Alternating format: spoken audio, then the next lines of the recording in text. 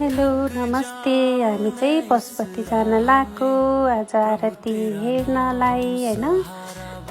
एकदम रमाइलो भयो। दिदी म जानी पानी परिरहेछ भनेर देखाएको बहिनी। अनि जाम यति थियो कि कुरै नछोडिदिउँ जाममा। हामीले दिदी हात तरिरहेको छिन्। अनि त्यहाँबाट पशुपति पुग्यौँ। पशुपतिमा यो यस्तो दृश्य थियो होइन। पशुपतिनाथ भित्र पस्यौँ अनि भित्रको चाहिँ मैले खासै खिचिनँ। एकैचोटि पत्ती बालेको खिचेँ होइन। पशुपतिनाथभित्र अब दिँदैन नि त।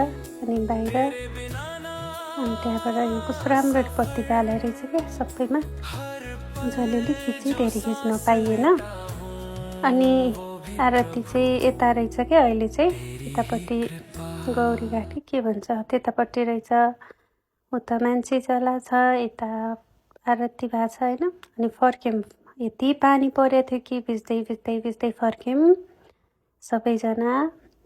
घर आउँदा त भोलि ज्वरो आउला जस्तो छ। एकदम राम्रो भयो मिनी भल।